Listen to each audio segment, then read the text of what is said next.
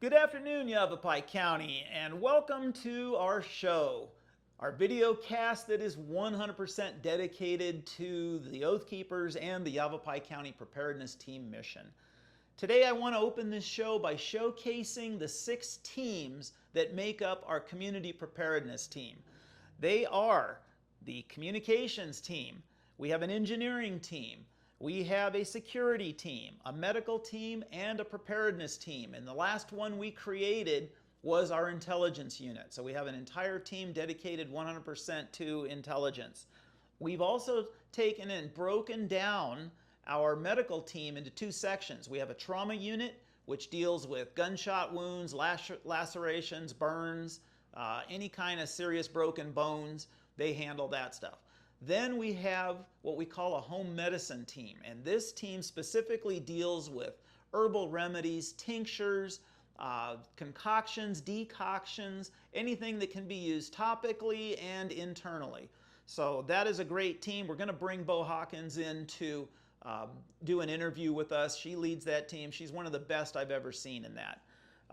The other thing we have done is broken down our communications team into 2 sections. Because we have so many new people coming on board to our group, we now have a basic class, which we call an out-of-the-box class, and the people that buy brand new radios can at every meeting sit down within that basic team and learn how to use the basic features of the radio that we chose to use. The advanced team are the guys that are more into the HF, the more advanced antennas, but also they can help train during the basic course, because we also help create force multipliers in all of these teams. Everybody's got to learn how to teach something. It doesn't do much good for us to train everybody if they can't take that information and pass it along. So today's show is all about communications. I'm going to try not to bore you to death with a lot of facts and figures about frequencies and charts and graphs and all kinds of other things, and it just is not necessary. What I want to do is explain to you why communications are so important. So number 1, for you military guys, you'll remember this. One thing we learned in the military is they have a saying, if you ain't got commo, you ain't got jack. And there's a reason for that. If you can't communicate, you're going to be in serious trouble. So communications are always stressed in any type of military or law enforcement operation. The other thing we learned was shoot, move, and communicate. Well, being former Airborne Ranger, we had a lot of controversy with that. We always thought it's better to communicate, then shoot, then move. So that's an important part. But what it stressed was the use of communications, which today they're a lot more sophisticated than they are when I served in the military. So the other thing we like to teach at every class is nothing creates panic more than a lack of communication. If people can get information, they're going to be much more comfortable in a disaster. If they don't know what's going on, that causes a lot of stress, and it just isn't necessary. Get a radio, get it programmed, learn how to use it. You will find it to be extremely beneficial. So, commo is important because information has to be transmitted, but it also has to be received. It doesn't do any good to set up a base station and be able to transmit the best information in the world if the people in your team or your neighborhood or community cannot get that information. So it's as simple as that. Be able to transmit, make sure your guys can receive. Okay, so why do we use ham radios? Get this question a lot. Okay, some people come in and say, well, I've got a CB radio, or I've got an FRS, GMRS, what we call bubble pack radios, the little ones you can buy over at Big 5. All of those are valuable, especially if you're part of the Amron system, because every channel 3 program is adaptable to either CB, FRS, GMRS, ham frequencies. So all radios are valuable, but the versatility of ham radios are a lot higher. So we chose an inexpensive radio, and I'll tell you what that is in a minute. Bottom line is, it's easier for us to transmit on amateur frequencies and bandwidths. We cannot use, like I said, military frequencies. We can't use law enforcement frequencies, but we can use the ham radio. And you do have to be licensed to do this. Now, a lot of you guys are former military and law enforcement, and you know a lot of high-speed techniques with all these advanced military radios, except you don't have them and you can't use them. So for us to be able to train a community, we can take civilians, teach them a basic course, and use a ham radio. Now, you do have to be licensed to be able to transmit in a non-emergency situation. The beauty of this is the FCC has ruled that in an emergency, even if you are not ham radio licensed, you can transmit to call for help. If you're out on the highway, you break down, you come across a traffic accident, or you're in a dead zone and your cell phone doesn't work, plenty of those dead zones out there. As long as you're in line of sight of a repeater, and these radios are programmed for our state, for all the repeaters in Arizona, and whichever county you're in, you have the access to those repeaters, and if one goes down, you have a chart that has other repeaters you can get. So we are allowed to train on ham frequencies, and then we will train you on how to get your license. So the easiest way to do this, and it's the way my wife and I both did it, and we both use two different systems, so we have the ability to brief you on what those are. But to get your license, you have to practice for the test. And the easiest one to use is QRZ.com, Quebec Romeo Zulu, QRZ.com. It's free. You go online, it's an interactive program. You take the test over and over until you memorize the answers, because it's not that big a deal. And you take so many hours of training, and it'll tell you when you've had enough, and you can go ahead and schedule your test. That's a great one. My wife did that one after I got my license. I used Ham Test Online. HamTestOnline.com, it is a fee to pay to get that program. And I liked it for one reason, is that the Ham Test Online, you can take your technician class, your general class, and your extra class, all for the same fee. And some of you wise guys out there, I got a buddy of mine who's very technically knowledgeable. He did all three back to back. It was unbelievable. So that's a best way to do it. It's very interactive. It tells you when you've made a mistake. It'll come back and tell you you made a mistake. And both programs are good, so whichever one you want to try. Once you get it done, then you contact your local radio club. Now, here in Yavapai County, for you guys, it's the Yavapai Amateur Radio Club. For you guys that live in other counties or out of state, find your local radio clubs, find anybody with a ham radio, they'll know who they are, and find out who puts on the test. Now, the fee to take the test is 15 bucks. That goes to the feds, and they send you your license if you pass. Okay, so let's talk about radios. And I get this question all the time. Why did we choose the Baofeng? It's such a cheap radio. Well, that's exactly why we chose this radio, because it was cheap, and inexpensive is good when you're buying large quantities. But the reason I like the Baofeng compared to other radios that I own is the ease in which you can train someone who's brand new to communications. This is probably the easiest radio to train a new operator on. There are much better radios, much more expensive, way more complicated, but it's going to take a lot longer to train somebody, and that may not be successful. So the reason we chose this is they're cheap, they work well. This radio I've owned for almost 7 years. I still haven't been able to break it, and I've taken it in the field on training operations. I've taken it on live operations, running security details. I've dropped it, and this thing still runs. So I can't say enough about the Baofeng. Yeah, they are not waterproof, but we have a technique for that, so don't worry about it. You can train the general public easy enough to where you can create a local trained communications team for an emergency in a very short amount of time. So I highly recommend this radio for that. We chose the Baofeng UV5R. This is an HT. That means handy talkie. It's very light. It's easy to carry. The beauty of this is that it is a dual band radio. So we have both the 70 centimeter and 2 meter capability. And it is 128 channels, which we provide a programmed radio. When you buy a radio through Oath Keepers of Yavapai County, we provide a radio that is charged, programmed, tested, and ready to go. That is a very big advantage for the beginners, because if you buy something online and you don't know how to program it, you're only going to be able to use it in the simplex mode. So our guys take care of all of that, and they're going to train you in how to be able to change back and forth. The other thing is that our commo team came up with a terrific program for the state of Arizona. So for you guys that buy our radios, if for some reason you break down anywhere in the state, in any county, and we've had these tested, there is a repeater there, and we actually have multiple repeaters. So if one is down for maintenance, you can switch over to the other channel and pick up another one. So the concept is you are out on the highway and you come up on an auto accident or you break down, your cell phone doesn't work because you're in a hole, this is your lifeline right here.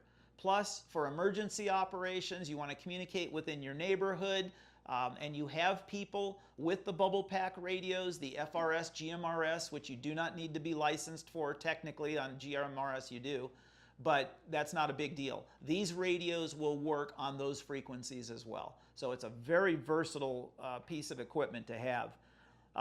The other advantage is we can also monitor our local law enforcement. Now what we've done here in Yavapai County is plug in our Prescott Valley, our Chino Valley, the Yavapai County Sheriff's Office. All those frequencies are in here so that we can monitor them. And our commo team programmed the radios so that you cannot transmit on those within the program. However, in an emergency, if we needed to, and we were authorized and we're working in direct conjunction with, let's say, YCSO Search and Rescue or helping on a disaster, we can plug that frequency in on simplex, and now we can communicate direct to the deputies or the law enforcement on the ground. But that's only if you're authorized. In an emergency, that's not going to be a problem, but in the meantime, do not transmit on law enforcement frequencies. That's unauthorized. Okay. The reason we chose the dual band, the 2 meter, 70 centimeter, is it is extremely versatile. Most radios out there you're going to find are dual band. Some of the more advanced handy talkies are tri-bands. So stick with the UV5R. What we have found, however, is some of the other radios like the UV8R, the UV82s, some of the other newer Baofangs, they're all interchangeable with our program. As long as it's set up on a Baofeng system for the 128 channels, we can program your radio with our system. And that's extremely important for continuity. You want to make sure everybody's on the same system. Okay, so let's talk about the accessories real quick. This is the charging base. This is the plug for it. Very simple. Plug it into the wall, put the radio on the base, walk away. Come back at later that night, you're going to be charged up. It'll turn from red to green, and you're ready to go. One of the best accessories is the external microphone. So you can plug that in to the side of the radio, put this on a lapel or on your gear. The other accessory is the earbud with external push-to-talk microphone, spare battery, and most important, a longer antenna. This antenna increases your range significantly. We use them all the time. This is a diamond. The NA771s are what you're looking for. It adds length, and that's what makes all the difference in the world. There is an adapter that goes onto this antenna, and all these do is unscrew, and we have an adapter that will screw into there where you can put a taller antenna on your house, what we call them base station antennas, that will significantly increase your range. And you just run your coax down, plug it right into your HT. You can run the coax in the window and transmit from inside your house, and that radio suddenly becomes a base unit because you've got 25 to 30 feet of elevation on that antenna, and that makes a significant difference in the range and the clarity that you get. So even on an HT, advanced antennas are good to have, and this is a good backup system if your base was to go down. All right. So let's talk a little bit about radio nets. Now this is the fun part. This is where you get to practice and train on a routine basis. I'm just going to tell you how we did our nets, and you can set yours up any way you want. For about the last 7 years now, we have been running a radio net on Sunday nights, and we run two different bandwidths. We're on still 2 meter, but what we do is we run a simplex net and then a repeater net. And we start at 8 o'clock, and then we do a repeater net at 8:15. And it's called a check-in net. Now the way that works is net control will call everybody's call sign who's on the net. And when we call your call sign, you will respond back, and we can log in your radio signal. And that way we know what type of signal we're getting from everybody on the net and their locations, which also helps us to establish a relay network. So if there's somebody, what we call in a hole, that means they can't transmit out of a low spot, or they're right behind a mountain, or there's a problem, we can transmit to another unit and they can transmit to them and relay the signal and the information. So that's extremely valuable. We run this every Sunday night, and you guys can set up a weekly net, or some guys do daily nets, and there are other organizations that'll run a radio net that you can join. So if you've got the time, you can run as many as you want. But for your training, we absolutely recommend out-of-staters or other people that are watching this, set up a net in your neighborhoods or with your people in your community so that you start to practice communicating and delivering information. So the check-in net is a simple format. We have a radio log. You can download a copy of the radio log so you can have everybody's name printed out in advance with their call sign. And then there's a place for the signal check for both the duplex and the simplex net. And you can download those online. They're all over the place. All right? So radio nets are not just good for checking what communications you have and who's out there that you can talk to, but also to be able to test equipment. We get people that once you get into ham radio, you'll get hooked pretty quick, and you're going to get new equipment. So what you're going to want to do is, on the net, is test your radio with net control and one of the base stations to make sure it's working. And we got a lot of guys are changing out antennas, or they're buying new base rigs, or they picked up a new, more advanced handy-talkie. The nets are good for a lot of things for training. Now, these are not what we call jaw-jacking nets. You're not there to tell about what you did on your summer vacation. What they're for is to test equipment. It goes very quick. You just test it, and then you get off the frequency. So testing equipment, checking with who you can communicate with in your neighborhood, or how far out you can reach.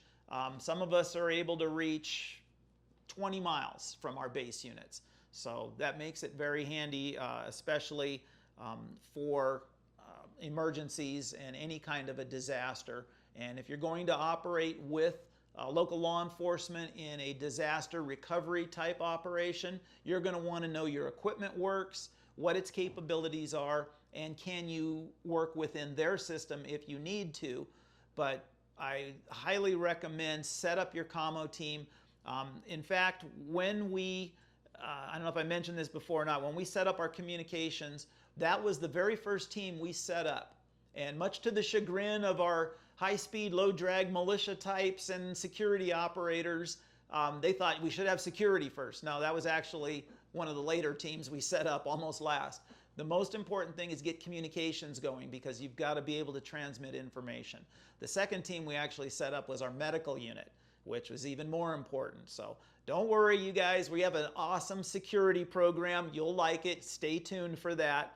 But right now, what we stress, every new group out there, set up a communications plan. If you need help, all you need to do is email me, and we can help you with a lot of that. The other thing we recommend is an organization called AMRRON. AMRRON, A-M-R-R-O-N. American Readout Radio Operators Network. They have set up an intense emergency communication plan that anybody can sign up for, and you can get their SOI, and SOI is Signal Operating Instructions. We implement their SOI into ours so that we have multiple ways of communicating in an emergency. So AMRRON calls it the Channel 3 Project, and we love this system because in our program, we programmed in the emergency frequency for AMRRON on Channel 3. And then if you have a CB radio or you have an FRS, GMRS radio, all you do in an emergency at the top of the hour, it's 3 minutes before, 3 minutes after. That window is when you're going to log on and listen for information. And whatever radio system you have, it'll be transmitted on Channel 3. So we highly recommend go to AMRRON, get involved with those folks. It's great. The Oath Keeper system for Yavapai County, you guys that are already operating, you know what that's all about. Come to our meetings. We meet the second and fourth Saturdays of every month. at the First Southern Baptist Church in Chino Valley. And if you need radios, or you have people in the local area here that need our radios, come there. We can have them for you, and then you can take the class that day. You get there a little before 12:30, pick up a radio. From 12:30 to 2 o'clock, you're going to get an intensive sit-down, out-of-the-box class, and Alan does a wonderful job on this. He's one of our best instructors, and we've got some great people there. Sandy is also one of our instructors, and our programmer. He sets up every single meeting. If you buy a radio online, bring it to Sandy, and he'll program it in.